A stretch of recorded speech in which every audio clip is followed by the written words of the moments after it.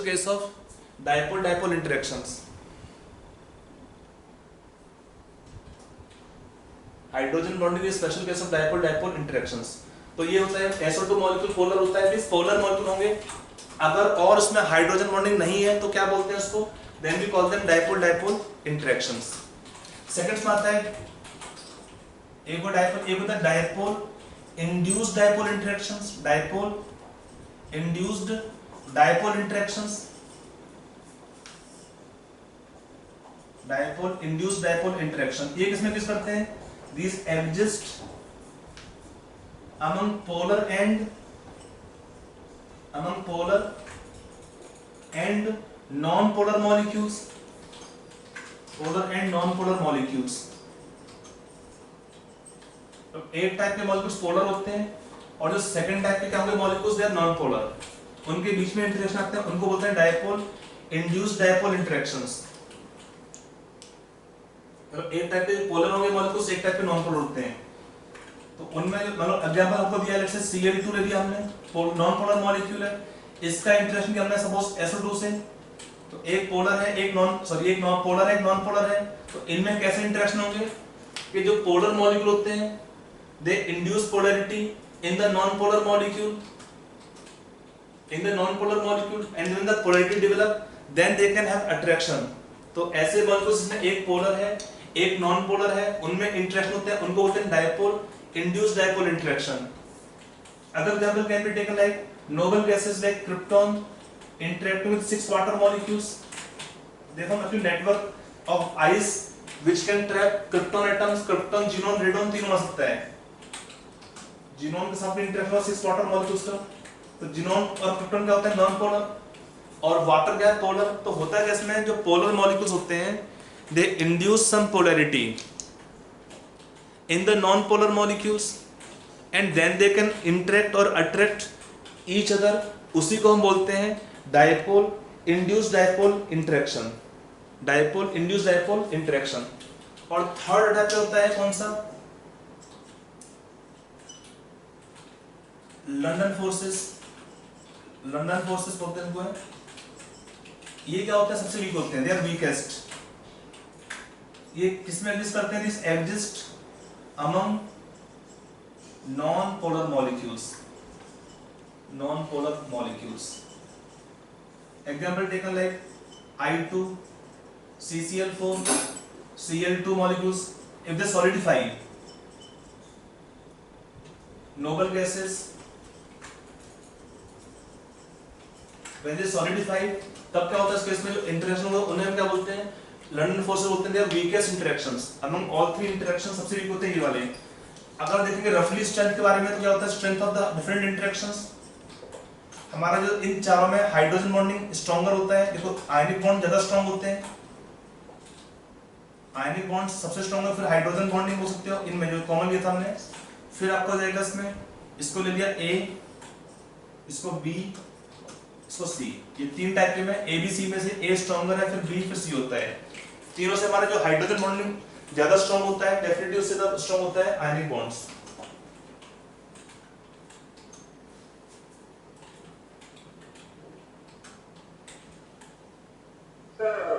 Sir, how can I identify which is which is polar molecule or which is non polar molecule? Is there any thing, sir? देखो अगर किसी का shape होता है compound का, एक मिनट बोल दे रहा हूँ, इसको लिखिए पूरा. Yes, sir.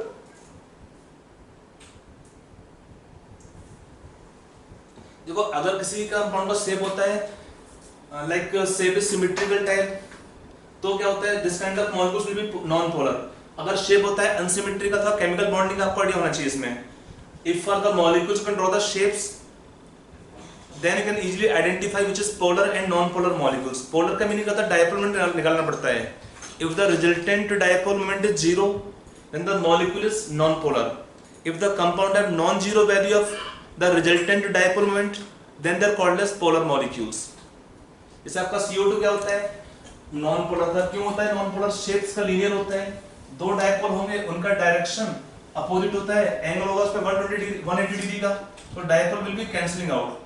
When the molecular symmetrical shape, they are non-polar molecules. CCl4, PCl5 means when we have symmetrical shape in molecules, then they are non-polar. If the shape is unsymmetrical type, atom different होते हैं, lone pair होंगे, तो फिर हमें देखना पड़ता है कि वो कैसे हो सकते हैं. PF5 हो सकते हैं, SF6 हो जाएगा, IF7. they are all example taken of symmetrical type molecules, are all non-polar. Polar क्या होते हैं, जैसे इफेक्ट है सपोज सल्फर डाइऑक्साइड एक लोन पेयर है और दो बॉन्ड्स होंगे, dipole can not be cancel out of the lone pair and bond pairs. Ammonia है, वाटर मॉलिक्यूल्स होते हैं, ammonia, water. If you take CH में अगर एटम डिफरेंट लगा दोगे, एक दो एटम H के होंगे, दो क्लोरीन का होंगे, तो भी हो जाएगा पोलर मॉलिक्यूल. ठीक है ना. If I suppose take PCl3, तो ये सब क्या एग्जांपल लिख रहा हूं, they are all example of polar molecules. जहां पे शेप इज अनसिमेट्रिकल, अगर एक लोन पेयर होगा, then such kind of compound are always polar. अगर शेप होता है कंपाउंड का अनसिमेट्रिकल, आपको शेप का अगर आइडिया होगा तो आराम से बोल सकते हो कि shape is unsymmetrical, dipole can not be cancel out, such kind of molecules will be polar. When shape is symmetrical, having all the atom around them symmetrical type और सेम, तो when symmetrical shape is there, such kind of compound become non polar. ऊपर जो है ना black box में, ये सारे non polar हैं, और जो यहाँ लिखे हैं ब्लू बॉक्स में, ये सब पोलर मॉलिक्यूल्स हैं. ये ब्लू सब पोलर हैं.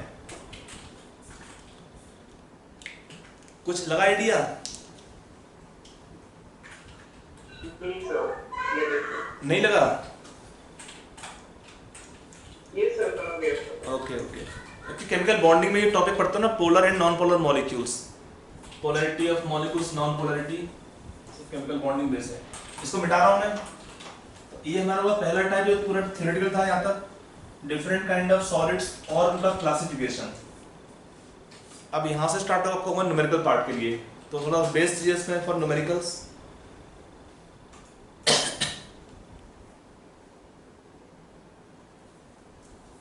आप थोड़ा दिमाग से सोचना पड़ेगा आपको. आगे जो चीजें हैं उनमें ये तो थ्योरेटिकल पार्ट था, हो गया आराम से समझ में आपको आ जाएगा. देखो अगला हमको टॉपिक पढ़ना है अबाउट यूनिट सेल्स, और वो भी पढ़ने हैं. सबसे पहले पढ़ेंगे यूनिट सेल्स इसमें इन द क्यूबिक सिस्टम. तो before we take unit cells, एक तो हम सिंपल पॉइंट लेते हैं. अगर आपको एक सॉलिड क्यूब दिया है, आपको थोड़ा 3D फिगर यहाँ सोचना पड़ेगा. एक आपको क्यूब दिया है,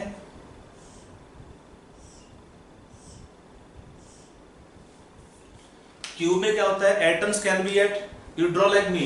सिंपल तरीका, पहले एक स्क्वायर खींचो, एक और स्क्वायर खींचो. You should be see the 8 corners in the diagram.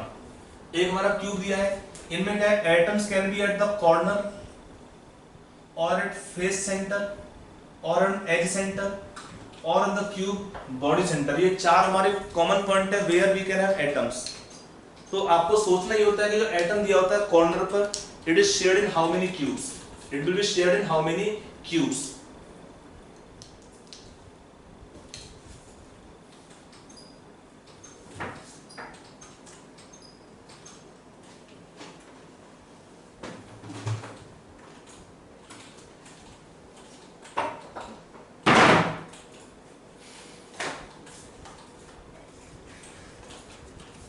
Okay, I can show you. देखिए यहाँ पर क्या होता है, जो एटम दिया होता है कॉर्नर पर, atom at the corner will be shared in how many cubes, can you tell? Atom at the corner will be shared in, देखो इसमें होता क्या है, हम क्या अज्यूम करते हैं कि around each cube we have infinite number of cubes. इस क्यूब के ऊपर भी क्यूब है, नीचे भी क्यूब है, और on all the side they have cubes. ये हम लेते हैं इसमें अजम्पशन कि we have cube around each cube, infinite number of cubes are available. तो होता है कि जो एटम दिया होता है कॉर्नर पर, ये कहां पे एटम दिया, कॉर्नर एटम पे. ये क्या है, कॉर्नर एटम. ये कितने में शेयर होता है, it is shared by how many cubes, can you tell? 8 cubes. 8 cubes. 8 cubes. Yes. 8 cubes. It is shared in 8 cubes. तो होता क्या है, 8 क्यूब का मीनिंग क्या होता है, देखिए कि एक्चुअली यहाँ पे हमारा जो एंगल होता है, अगर आप देखना चाहेंगे रफली कैसे 8 क्यूब होता है, तो जो एंगल होता है एक हमारा लेते हैं टॉप व्यू, कि अगर हम देखते हैं एक कॉर्नर पे जो सेंटर में होगा, in the same plane atom on the corner will be shared in 4 cubes, क्योंकि एंगल आपका होता है 90 डिग्री, तो 90 बाई 90 टू 4 आएगा 360 डिग्री, तो atom on the corner will be shared in 4 cube in one plane. आप देखिए ऐसे करते, suppose I am trying to explain to you with the help of a rough diagram. Diagram कैसे मान लेते हैं, ये हमारे पास 4 क्यूब दिख रहे हैं, 4 क्यूब अलग हैं, तो जो एटम कॉर्नर पे रखा हुआ है हमारे यहाँ पे, ये कितने शेयर होता है, this atom on the corner will be shared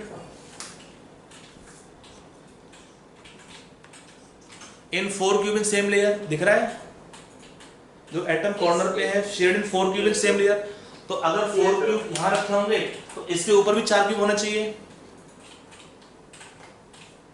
हो गया। तो we can have 8 cubes that, दिख रहा है नहीं, दिख रहा है, 4 क्यूब नीचे थे, 4 ऊपर से थे, इसके ऊपर है, तो क्या हुआ, जो एटम कॉर्नर पर था, अज्यूम सब क्यूब है, क्यूब तो नहीं है बट क्यूब ही मान लीजिए, तो जो एटम कॉर्नर पे था वो शेयर होगा 8 क्यूब के अंदर, तो atom on the corner when shared in 8 cube, it can give how much contribution per cube. या सिंपल है, आपको बांटना 1/8 आएगा, हाँ अगर आपको बांटना है 1 रुपया 8 लोगों में, तो कितना आएगा हर एक हिस्से में, each one will get 1/8 rupees, ऐसे मान लीजिए। तो यहाँ पर सेम कहानी होती है, atom at the corner will be shared by 8 cubes, तो it give how much contribution per cube, तो इट गिव कंट्रीब्यूट, और इट कंट्रीब्यूट हाफ एटम, कंट्री इस तरीके होती है कंट्रीब्यूट की, हाँ contribute 1/8 fraction, it contribute 1/8 fraction in same cube, it contribute 1/8 fraction in the same cube, बाकी 7/8 fraction was share in the other cubes। अब आते हैं atom on the face centre, ये एटम कहां पर है, फेस सेंटर पर, फेस सेंटर्ड एटम, ये कितने में शेयर होता है, it is shared by, can you tell how many cubes, only 2 cubes, तो it give how much contribution per cube, half atom.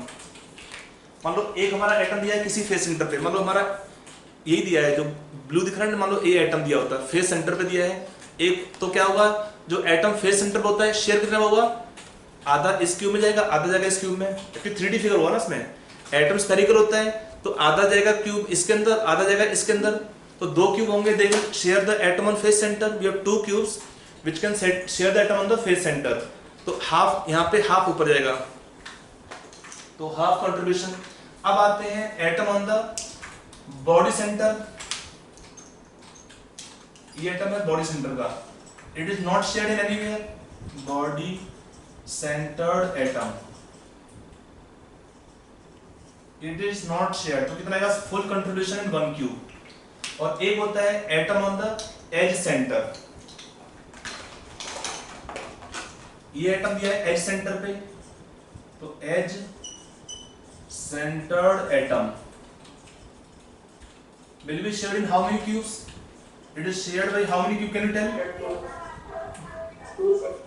shared by 4 cubes, so it give how much contribution per cube, 1/4 आता है। एक as कितने में common होता है cube के अंदर, 1 as will be common to 4 cubes। आप देखिए कैसे होगा, मान लो हमने एक ले ली एज, जहां मेरा मार्कर दिख रहा है आपको, है इंक पॉट है या मार्कर जहां पे बना हुआ है, ये जो मार्कर बना है इसको मान लें एक एज हमारा है, अब इसमें कितना क्यूब शेयर करते हैं इस एज को, ये वाले एज, जो ये वाला एज है इसको देखना है, तो कितने होगा, एक क्यूब यहाँ रखेंगे इसके बगल में, 2 क्यूब हो गए, एक इधर और एक इधर, तो हमारी जो एज पास हो रही थी सेंटर के बीच में से, इन चारों के सेंटर में थी ना हमारी एज, तो जो ये एज बनेगी वो कितने में शेयर होती है, 4 क्यूब में शेयर हुई कि नहीं हुई, तो जो एज होता था हमारा एक एज था, it is common to 4 cubes. Actually होता क्या, जो एज कॉमन ही होती है, हम तो बस लिखते रहते हैं क्यूब का अराउंड एक क्यूब और किस cube, they have no 2 different lines, single line होती है, तो जो एटम होता है एज सेंटर पर, it is shared by 4 cube, तो it give how much contribution per cube, 1/4, इसका 1/4 फ्रैक्शन होगा आपका इस क्यूब के अंदर, जो रिमेनिंग 3/4 फ्रैक्शन होगा आपका और सराउंडिंग क्यूब्स के अंदर, that is what we can write here in this case, got it. अच्छा क्यूब में बच्चों वाला क्वेश्चन है, एक क्यूब है, हाउ मेनी फेसेस, क्यूब है how many faces, how many corners and how many edges, can you tell, बहुत easy question है, क्वेश्चन तो नहीं बच्चों वाला पॉइंट नहीं, तो बताओ क्यूब में कितने फेस होते हैं? 6 faces. 6 faces. How many corners? 8. How many edges? Sir, 12. 12 edges. ये पॉइंट थोड़ा ध्यान रखना, क्योंकि जब क्वेश्चन करते हैं तो गलती करते हैं बच्चे, वो थोड़ा काउंट नहीं करते ठीक से.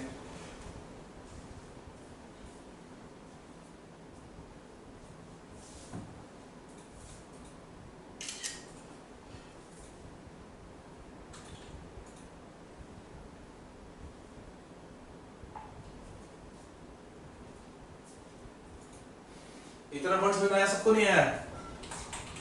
Yes, sir. चलिए, Yes, sir. अब जो हमारा नेक्स्ट पॉइंट है वो है अबाउट यूनिट सेल्स.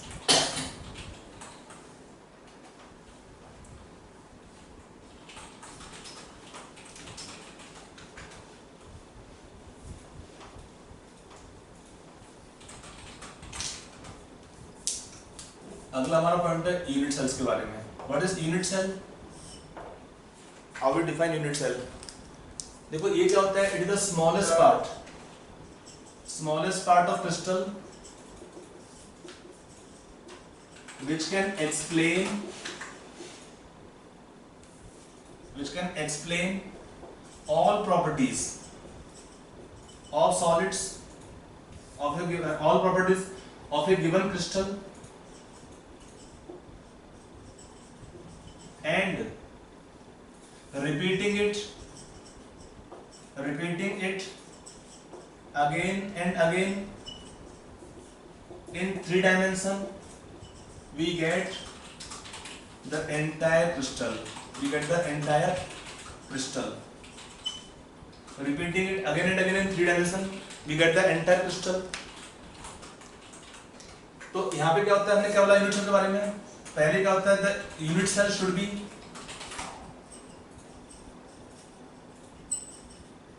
smallest होना चाहिए but identical. Means all the unit cells should be identical. Identical का प्रायोरिटी ज़्यादा होता है. Sometimes they may not be smallest, but they should be identical. इसका प्रायोरिटी होता है. लगता है कि स्मॉलेस्ट तो है बट आइडेंटिकल नहीं है, तो जो भी आइडेंटिकल है उसको लेते हैं यूनिट सेल्स हैं. स्मॉलेस्ट होना जरूरी नहीं है. फिर क्या होता है? All unit cells should link up. Link होना चाहिए. लिंक अप मीनिंग क्या होता है? There is no space, no gap, no space और gap between the unit cells. तो smallest part of crystal which can explain all the properties of crystal and repeating it again and again, we can get entire crystal.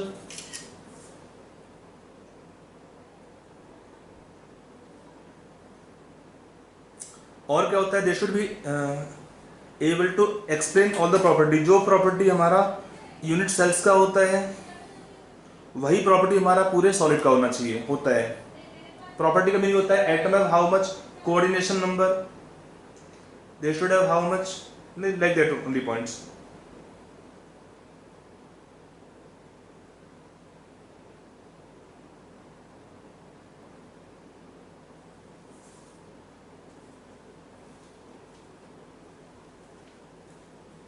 चलिए, अब यहाँ पर हमको अगला जो topic पढ़ना है वो है different kind of unit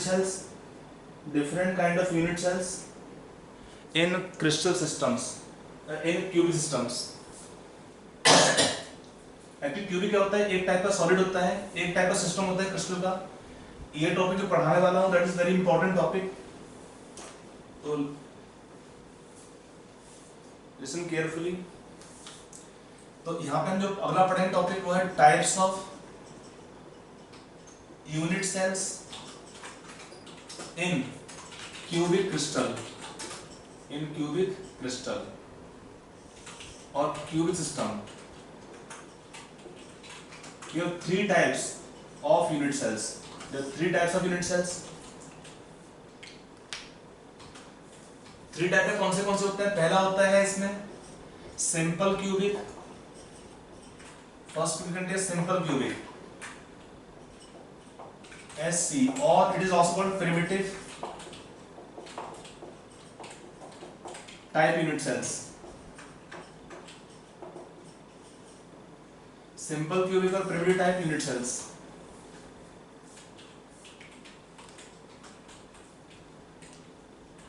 simple cubic और प्रिमिटिव टाइप यूनिट सेल, इसमें क्या होता है, कुछ पॉइंट होते हैं जो आपको इसमें ध्यान से देखने पड़ते हैं। पहला पॉइंट क्या होता है, location of atoms, location of atoms in the unit cell. तो they have atoms at only corners. आपका अगर सिस्टम क्यूबिक होता है, सिंपल क्यूबिक में क्या होता है, we have atoms only at the corners, only at the corners। फिर इसमें सेकंड पॉइंट आता है इसके अंदर नंबर ऑफ एटम्स। ये क्वेश्चन पूछता है नंबर ऑफ एटम कितना होगा per unit cell. It is also called as rank of unit cell. What is number of atom per unit cell, कितना है इस केस में। देखो यहाँ पे हमारे एटम केवल कॉर्नर पे दिया है, ये 8 कॉर्नर। और क्या होता है जो एटम कॉर्नर वाले होते हैं, टोटल 1 एटम। यस, जो एटम कॉर्नर पर होता है it give how much contribution 1/8। जो एटम कॉर्नर पर है कितना देगा कंट्रीब्यूशन 1/8 इंटू 8 करोगे तो क्या मिल जाएगा आपको यहाँ पे 8 इंटू 1/8 आपको देगा इफेक्टिव एटम 1। तो ये इसका मीनिंग होता है, रैंक का मीनिंग कि कितने हमारे नंबर ऑफ एटम होंगे इफेक्टिवली जो होंगे इन 1 यूनिट सेल। तो कितना होगा, एक जो कॉर्नर होता है वहां से मिलता है 1/8 एटम। यहाँ पे 8 कॉर्नर होंगे तो कितना मिलेगा इसमें 8 इंटू 1/8 करने से we will have in this case effectively 1 atom per unit cell. Got it. फिर अगला पॉइंट आता है इसमें, थर्ड आता है relation between edge length of the cube and radius r of the atom, relation of the edge length and the radius r। ये relation क्या हुआ इसमें, देखो एटम यहाँ पे केवल कॉर्नर पे दिए होते हैं। तो अगर हम एक फेस को ड्रॉ कर लेते हैं तो एटम केवल कॉर्नर पर होते हैं और सॉलिड में क्या होता है एटम आर इन कांटेक्ट। तो atom at the corners are in contact.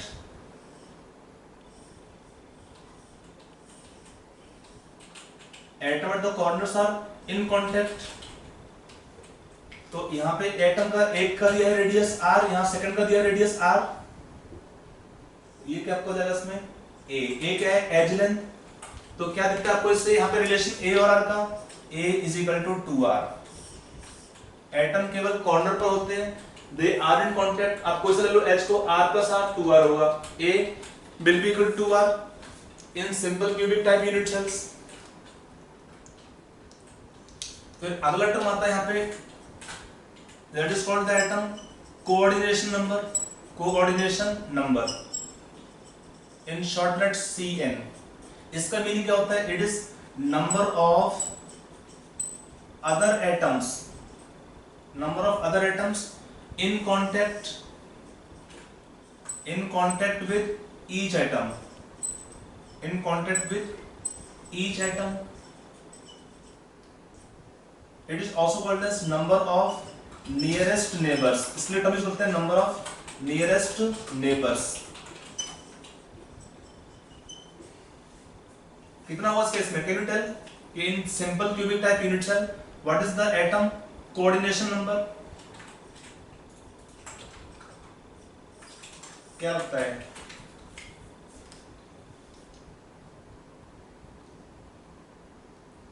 Can you guess, बताओ, देख के सामने लिखा सब कुछ है।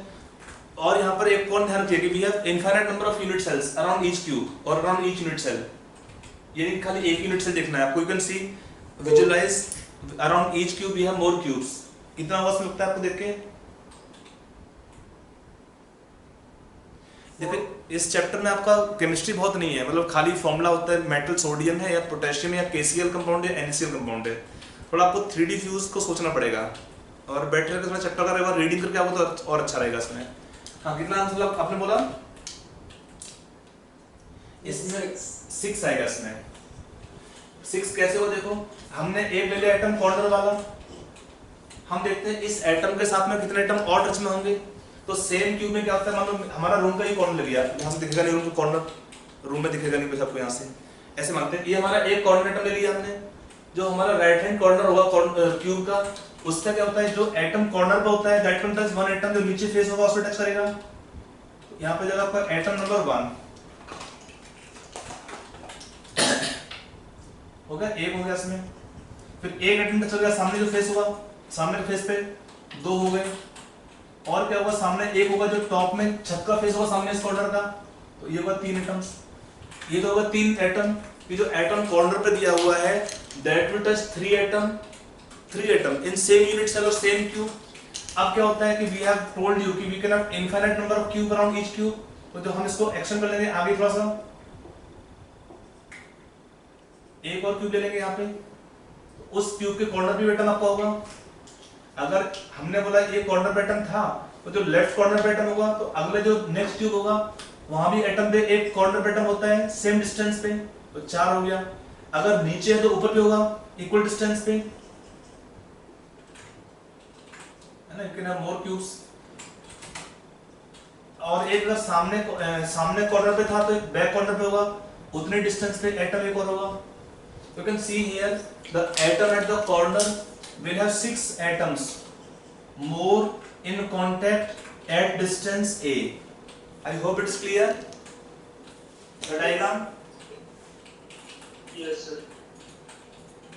ये बहुत इंपॉर्टेंट पॉइंट आता है, क्वेश्चन पूछता है फ्रीक्वेंटली कि एटम में कितना होगा कोऑर्डिनेशन नंबर।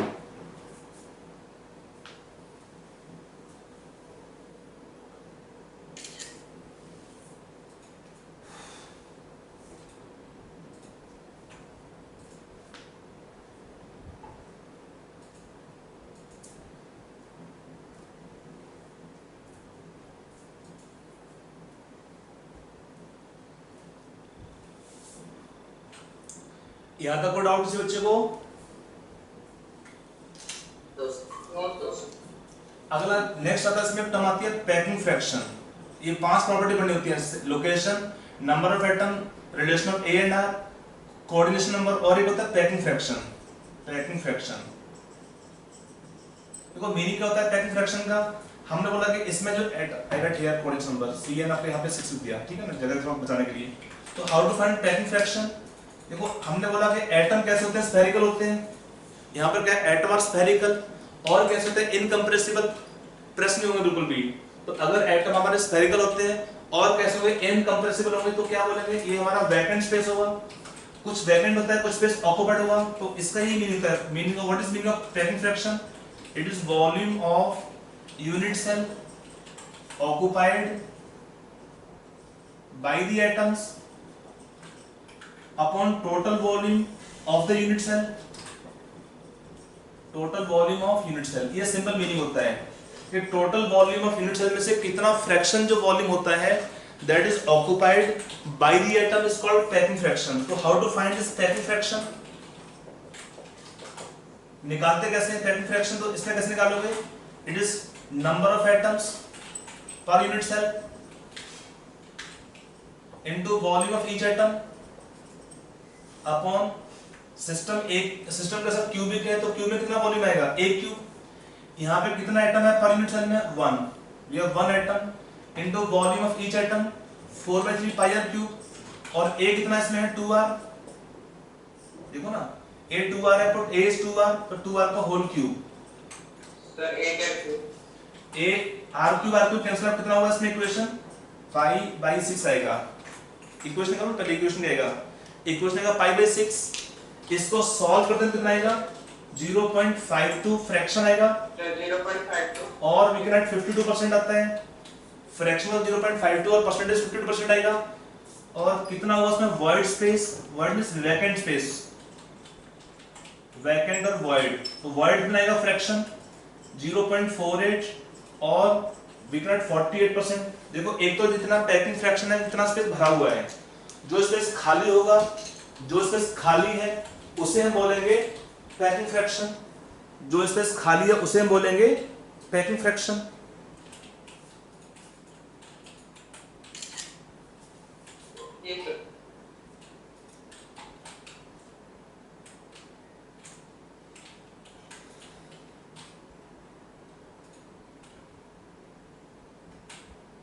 तो आज के लिए इतना रखेंगे। एक यूनिट सेल पढ़ा दिया है, इसमें 2 बच्चे हैं यूनिट सेल और भी हैं, वो हम लेंगे अगली क्लास में।